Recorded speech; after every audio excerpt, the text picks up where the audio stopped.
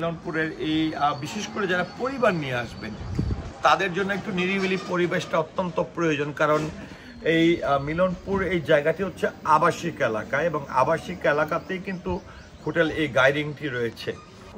বন্ধুরা, আমি প্রায় 5 দিন ছিলাম হোটেল গাইডিং খাগড়াছড়ি মিলনপুরে।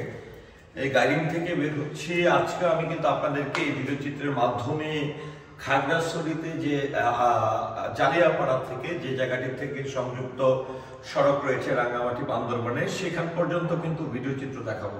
তো 5 দিন আমি হোটেল এই গাইডিংয়ে আমি ছিলাম। এই গাইডিং থেকে আমি বের হচ্ছি মোটামুটি 5 দিন পরে হোটেল থেকে বের হচ্ছি, আমি কিন্তু যাচ্ছি এবং আপনাদের সঙ্গে শেয়ার করছি আমার এই সুন্দর এই জার্নিটা অসাধারণ।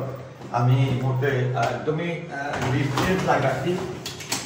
এখানে তো দেখতে এখানে খুব মজার কিছু ভিডিও করার টার্গেট ছিল। তো আমি এই মুহূর্তে হোটেল গাইডিং থেকে বের হচ্ছি এবং দেখেন এখানে একটি ব্যাগ, কাঁধে একটি ব্যাগ, মানে একটা অন্যরকম ব্যাপার। হ্যাঁ, তো হোটেল গাইডিং খাগড়াছড়িতে, কারণ আমার আসলে একটু নিরিবিলি পরিবেশ।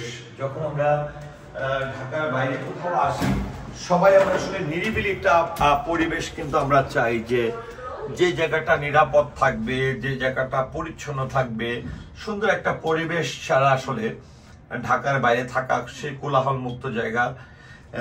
তো আমি হোটেল গাইডিং এ ছিলাম।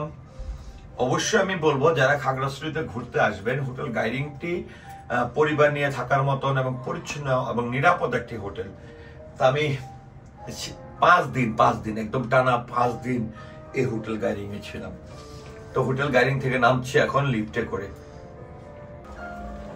বন্ধুরা, আমি খাগড়াছড়ি হোটেল গাইডিং এ ছিলাম 5 দিন মিলনপুরে।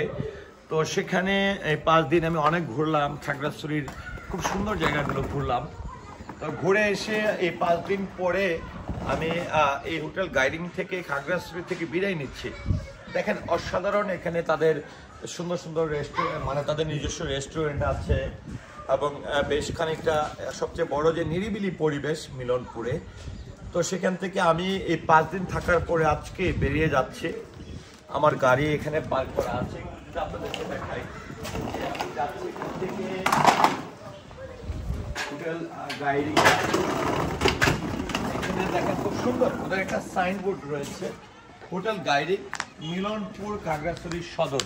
তো আপনারা যারা খাগড়াছড়িতে ঘুরতে আসবেন তারা অবশ্যই মিলনপুরের এই বিশেষ করে যারা পরিবার নিয়ে আসবেন তাদের জন্য একটু নিরিবিলি পরিবেশটা অত্যন্ত প্রয়োজন, কারণ এই মিলনপুর এই জায়গাটি হচ্ছে আবাসিক এলাকা এবং আবাসিক এলাকাতেই কিন্তু হোটেল এই গাইডিংটি রয়েছে। তো এখান থেকে কিন্তু আমরা যাত্রাটি করব মানিকছড়ির উদ্দেশ্যে। আমি মানিকছড়িতে যে একদিন থাকবো, সেক্ষেত্রে মানিকছড়ি খাগড়াছড়ি থেকে মানিকছড়ি কিংবা জালিয়াপাড়া, যে জালিয়াপাড়ার সঙ্গে সংযুক্ত রয়েছে রাঙ্গামাটির রাস্তা, বান্দরবনের রাস্তা। তো আমরা খাগড়াছড়ির যে রাস্তাটি রয়েছে বা খাগড়াছড়িতে প্রবেশের যে রাস্তাটি রয়েছে সেটিও আপনাদেরকে দেখাবো। আশা করছি আমার পুরো ভিডিওটির সঙ্গে থাকবেন। তো হোটেল গাইডিং এর সবচেয়ে মজার বিষয় হচ্ছে আমি যেহেতু সেলফ ড্রাইভ করেছি, কিন্তু অনেকে আছেন নিজস্ব ব্যক্তিগত গাড়ি নিয়ে আসেন, সেখানে তাদের কিন্তু পার্কিং এর জন্য আলাদা ব্যবস্থাপনা রয়েছে, কিংবা যারা ড্রাইভার রয়েছে ড্রাইভারের জন্য কিন্তু আলাদা থাকার ব্যবস্থা রয়েছে। তো আমি কিন্তু একদমই মালামাল আমার এই গাড়িটিতে উঠিয়ে ফেললাম। তো হোটেল গাইডিং থেকে এই মুহূর্তে আমি মানিকছড়ির উদ্দেশ্যে কিংবা জালিয়াপাড়া, খাগড়াছড়ি টু যেটি জালিয়াপাড়া হয়ে চট্টগ্রাম রোড, কিংবা যদি বলতে চাই যে বারুইহাট, অর্থাৎ যেটি ঢাকা টু চট্টগ্রাম রোড, সেদিকে যাব। তো এই খাগড়াছড়ির এই গাইডিং হোটেলে আসার যে জায়গাগুলো রয়েছে বা যেদিক দিয়ে আপনি যাবেন আসবেন, এই সকল তথ্য নিয়ে কিন্তু আমি আরও কিছু চিত্র কিন্তু আপনাদের সামনে আমি উপস্থাপন করব। তো আমি আমার যে গাড়িটি রয়েছে এখানে আমি কিন্তু আমার গাড়িটি আসলে ব্যক্তিগতভাবে হোটেল গাইডিংয়ে রেখেছি, কিন্তু গাইডিংয়ে কিন্তু ড্রাইভারদের জন্য আলাদা থাকার ব্যবস্থা রয়েছে, বা যারা পর্যটক আছে পর্যটকরা হোটেলে থাকবে, কিন্তু ড্রাইভারের জন্য কিন্তু আলাদা জায়গা রয়েছে, পার্কিংয়ের জন্য কিন্তু আলাদা জায়গা রয়েছে। অর্থাৎ এটি অনেকটাই আমি বলবো যে একদম পরিচ্ছন্ন একটি হোটেল।